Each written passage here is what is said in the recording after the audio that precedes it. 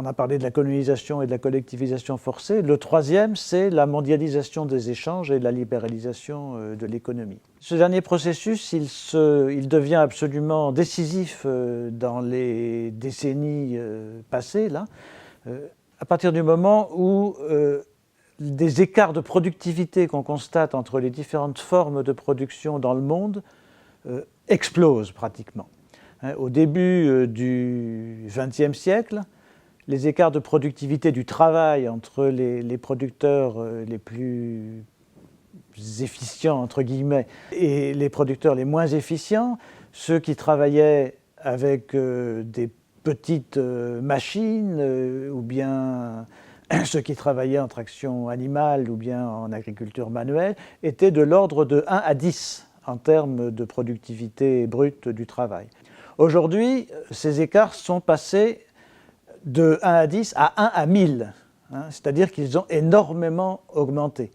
Et les grosses exploitations agricoles qui travaillent avec des machines lourdes, avec des intrants, avec des systèmes sophistiqués, de fait produisent sur les mêmes marchés que les agriculteurs qui restent encore extrêmement nombreux, qui continuent à travailler en agriculture manuelle ou avec de la traction animale.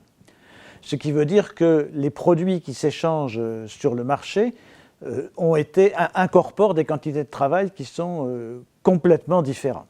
Alors même si on enlève une partie des coûts, si on soustrait les coûts relatifs à l'utilisation des machines et des intrants, les différences de productivité nette du travail restent considérables.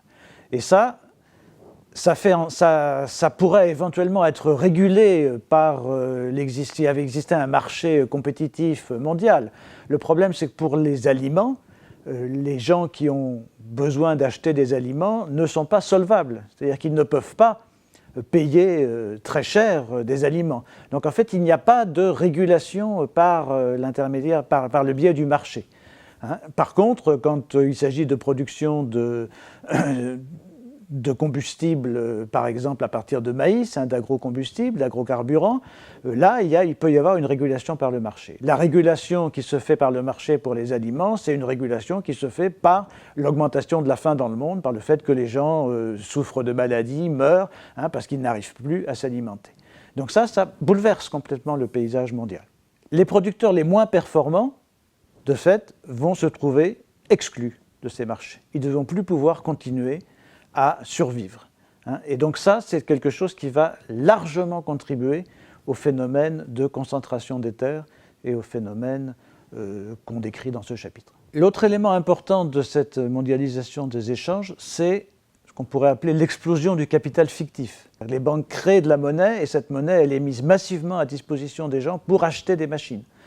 Et ça va aussi complètement changer les dynamiques de transformation des systèmes agraires et favoriser les phénomènes d'accaparement. Disons, quand les Espagnols ou les Portugais ont colonisé le continent d'Amérique du Sud, ils avaient des gros problèmes de main-d'œuvre. Il fallait énormément d'années pour pouvoir arriver à mettre en valeur des terres qui étaient des savanes ou des forêts. Aujourd'hui, si vous pouvez obtenir des prêts considérables de la part de banques de développement, nationales ou internationales, en quelques années, vous pouvez défricher des milliers d'hectares. Les États souverains qui ont obtenu leur indépendance après les phénomènes de décolonisation vont également souffrir de l'absence de systèmes de régulation, de droit international qui pourrait éventuellement les protéger. Et, dernier point important, les pays dits développés vont également subir les contre-coups de ces transformations économiques et de cette généralisation du marché.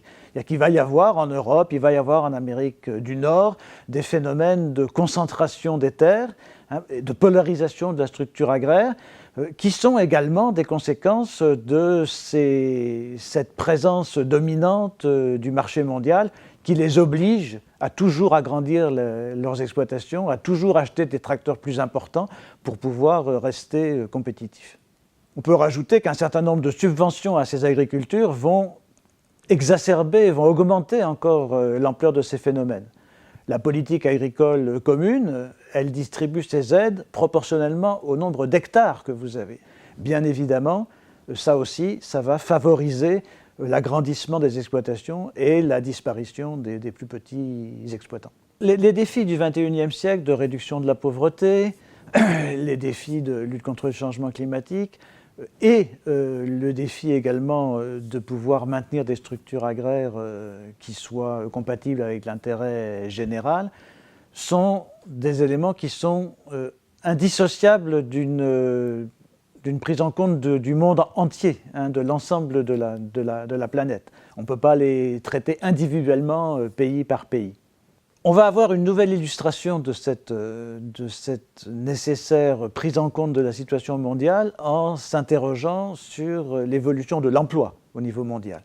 Et là, c'est M. Henri Rouillet d'Orfeuille qui va nous expliquer comment est-ce que l'emploi évolue, quelles sont les perspectives pour 2050 et les problèmes qui s'annoncent.